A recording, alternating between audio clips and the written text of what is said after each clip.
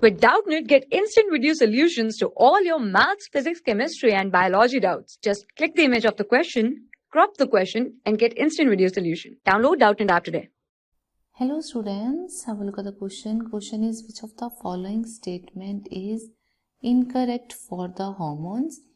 Options are, they are non-nutrient chemicals considered as a intercellular messengers, act only on their target cell through receptors, fat-soluble hormones act through secondary messengers. So if we'll see the statements one by one, first one is the hormones. Here we will see about the different statements about the hormones. Hormones, these are, as per the first statement, these are non-nutrient chemicals. This is correct statement because these are chemical substances which are secreted by the different glands, but these chemicals don't provide any nutrients. These are not required for the direct growth and metabolism. These help, they are required for growth and metabolism, but these are not a part of they are not giving any type of nutrients. They are just enhancing the metabolism. They are giving signals for starting up or any release of the metabolic process. So they are just providing the signal. So these are non-nutrient chemicals. So we have to choose incorrect. This is not the incorrect statement. Next is the considered as a intercellular messenger. This is correct, as I have already discussed. These are, their main purpose is to just communicate between the different cells through the chemically signals, because these are endocrine, part of endocrine. So these provides the signals in terms of the chemicals. Suppose there is digestion, certain process in the stomach has been stopped, that is being released, that signal is being come from the pituitary gland to release, inhibit that process of digestion by secreting gastric inhibitory peptide. Similarly, any other processes which has to be started, that has to be released, that is being released or controlled or regulated by the action of the hormone. That's why these are known as the intercellular messengers. These are the mediator which transmit the signal. So we can say that very correct statement, but incorrect option. Next is act only on the target cell through receptor. So this is also correct. If we'll see the mode of action of the hormones, they act on the target cells.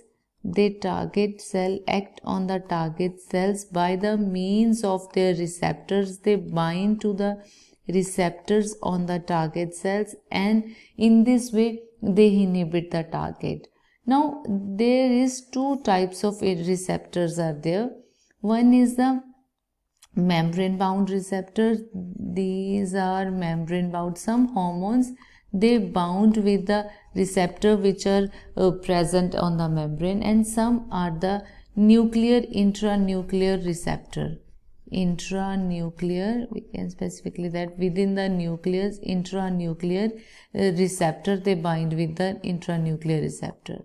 Now why these two types of the receptor exist? It is due to the presence of the different chemical nature of the hormones. Some hormones are proteinaceous, some are steroids. So in overall, if we have to classify broadly, that is, some are lipid insoluble and some are lipid soluble.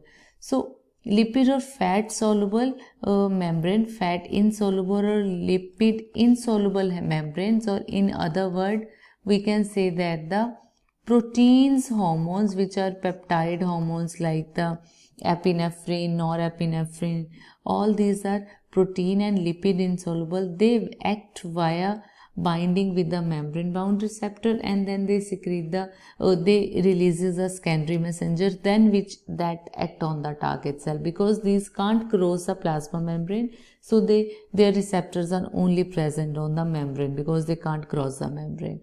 And intranuclear receptor, that is being used by the hormone which are lipid soluble or the fat soluble. So they can cross the membrane, they directly enter into the plasma membrane or the cell, and where they bind with in the nucleus, their nucleus receptors are present, and they make the hormone receptor complex which triggered the action or which releases the required response from the target cell. So here third statement says act only on the target cell through receptor. This is the correct statement, but again incorrect option. And last is fat soluble hormones act through secondary messenger. This is incorrect. Fat soluble hormone, these are intranuclear receptor. They don't need the secondary messenger. They directly bind with the intranuclear receptor and enter into the cell, while lipid soluble membrane, the insoluble membrane, these bind to the membrane bound, and then they here I can mark it as, then they trigger or release of the secondary messenger. These secondary messenger then activate the target cell to release their response. Then secondary messenger, they act on the target cell, because these lipid insoluble, they directly can't enter into the cell due to their insolubility in the plasma membrane. So this is incorrect statement, or we can say that the correct option D is the correct. Hope you get it. Thank you. For class 6 to 12, IIT JEE and NEET level. Trusted by more than 5 crore students. Download Doubtnut app today.